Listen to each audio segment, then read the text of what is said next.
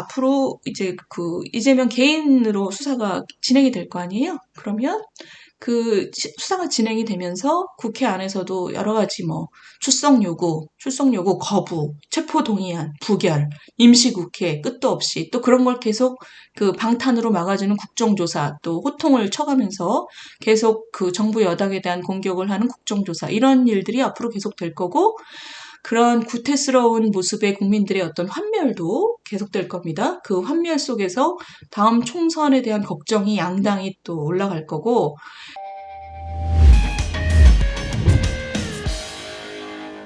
이분 얘기 이제 좀 그만했으면 좋겠죠? 근데 끝으로 달려가고 있는 것 같긴 한데 앞으로 한동안은 계속 할 것 같습니다. 그래서 저 이분 얘기 좀 그만하고 싶은 마음도 있지만 그래도 전달해 드려야 될 건 전달하고 생각해 봐야 될 건 생각해야 되니까 이분이 이제 거의 약간 뭐랄까요? 극단적으로 반응하기 시작하시는 것 같아요.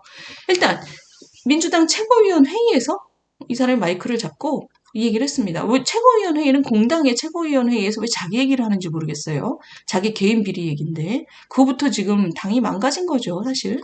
어쨌든 이 사람이 뭐라 그랬냐면 검찰 수사 안 말린다, 언제든 털어봐라.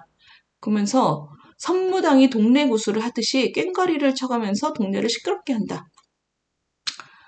근데 저는 본인이 이런 막말을 최고위원회에서 하는 것 자체가 좀 어처구니 없는 일이라고 생각해요. 최고위원회라는 거는 국정을 논하는 곳이잖아요, 정당이. 근데 지금 자기 개인 비리 얘기를 마이크 잡고 하는 것도 웃기고, 당이 그걸 견제하지 않는 건 더 웃기고, 그런데 지금 시끄럽게 한다, 이런 얘기를 이 사람은 피의자 입장에서 하는 것 자체가 좀 이상하죠. 이상한데,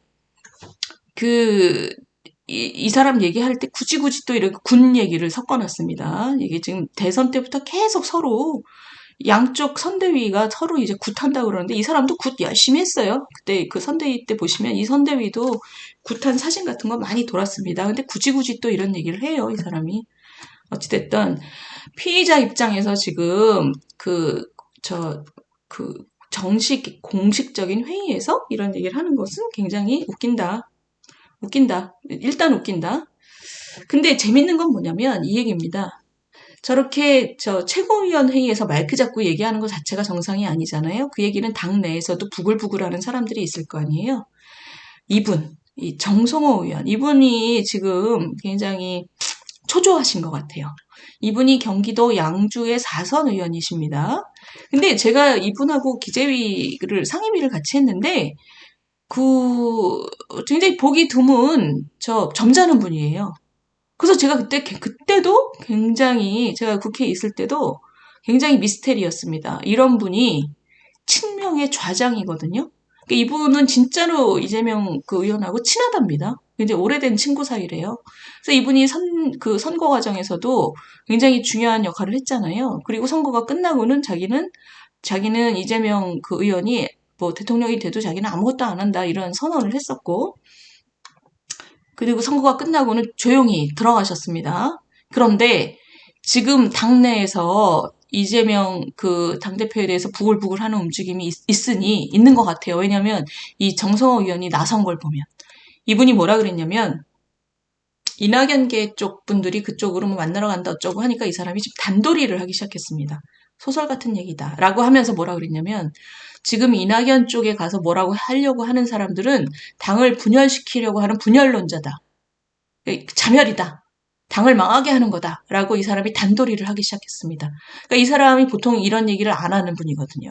굉장히 점잖은 분인데도 지금 위기의식을 느낀 겁니다. 그래서 저희가 이분의 언행을 봤을 때 이분이 방송에 나와서 이런 이낙연 의원을 찾아가는 사람들은 그냥 침묵이지 다른 의도가 있을 거라고 생각 안 한다.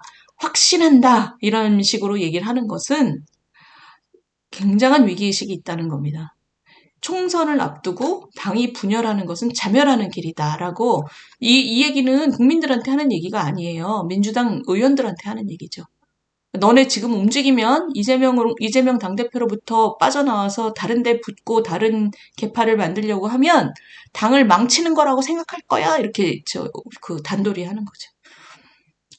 그래서 저는 이 정성호 의원이 몸이 달아서 방송에 나와서 이런 그 센 얘기를 하는 걸 보고, 아, 저 민주당 안에서 부글부글 하면서 말을 못하는 사람들이 꽤 있구나 싶었습니다.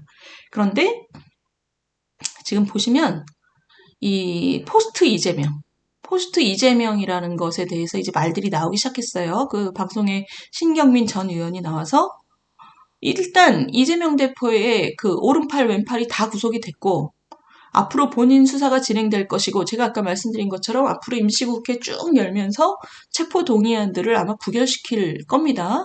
그런 과정을 겪으면서 국민들한테 민주당의 얼굴이 완전히 걸레가 될 거 아니에요? 그러면서 그 안에 국회의원들 그 160명에 달하는 사람들이 그중에서 창피한 걸 아는 사람들이 왜 없겠어요. 자기들도 다 꿈이 있어서 들어온 사람도 있을 텐데 안 그런 사람도 많지만 그래도 나름 뭔가 일을 해보려고 들어온 사람들 입장에선 그런 그 체포 동의안 부결 이런 창피스러운 일을 계속 해야 되는 것이 굉장히 창피스러운 사람들이 있을 것이고 그런 사람들은 이재명 대표 이후를 생각하는 사람이 늘어날 것이다. 이재명 대표 이후를 왜 생각하겠어요. 총선이 다가오니까 국회의원들한테 제일 중요한 건 총선이니까 이분들은 총선 때 걸레 같은 당 얼굴을 들고 나가서 걸레 같은 후보로 나가기가 무서운 사람들은 이재명 대표 이후에 어떻게 당을 개비를 해서 총선을 제대로 치를 것인가를 고민하는 사람들이 늘어날 것이다 이런 거죠. 그 박영선 중소기업부 전 장관도 방송에 지금 나오기 시작한 모양이에요. 그래서 방송에 나와서 국민의힘도 죽었고 민주당도 죽었다. 그래서 새로운 물결이 필요하다라고 얘기를 했대요. 근데 그러니까 이게 지금 저는 국민 여러분들도 이 새로운 물결, 새로운 가치에 대해서 굉장히 갈구하시는 분들이 많을 텐데 그 와중에 또 가짜가 섞이죠. 지금 제가 볼 때 이 박영선 이분은 지난번 서울시장 때 사실 우리가 진짜 그 본질을 다 봤잖아요. 정말 저분 상태가 괜찮나? 이런 생각이 좀 걱정이 될 정도로 몇 시간 내내 생태탕. 그걸 보면 저분이 시장 후보가 맞나? 지금 상태 괜찮으신가? 이런 걱정을 할 정도로 굉장히 이분도 정말 그 구태 모습을 보여준 분입니다. 그게 굉장히 심각한 상황일수록 본인의 본질이 드러나잖아요. 그래서 지금 이 포스트 이재명이라는 얘기가 굉장히 강하게 흘러나오는 것은 이제 끝을 향해서 달려가고 있다 이런 느낌이 듭니다. 앞으로 이제 그 이재명 개인으로 수사가 진행이 될 거 아니에요? 그러면 그 수사가 진행이 되면서 국회 안에서도 여러 가지 출석 요구 거부, 체포 동의안, 부결, 임시국회 끝도 없이 또 그런 걸 계속 그 방탄으로 막아주는 국정조사 또 호통을 쳐가면서 계속 그 정부 여당에 대한 공격을 하는 국정조사 이런 일들이 앞으로 계속 될 거고 그런 구태스러운 모습의 국민들의 어떤 환멸도 계속될 겁니다. 그 환멸 속에서 다음 총선에 대한 걱정이 양당이 또 올라갈 거고 굉장히 문제인 것은 뭐냐면 양당이 그런 걱정을 하면서도 국민들의 환멸을 보면서도 상대방 때문에 자기가 아직 살고 있다. 저당이 저렇게 닥짓을 하기 때문에 우리는 아직 괜찮다. 이런 식의 그 위안을 서로 얻으면서 한동안 이런 상태가 계속될 것 같아요. 근데 지금 민주당 쪽에서 먼저 포스트 이재명 얘기가 지금 나오기 시작했고 새로운 그 물결, 새로운 움직임에 대해서 얘기를 하기 시작했잖아요.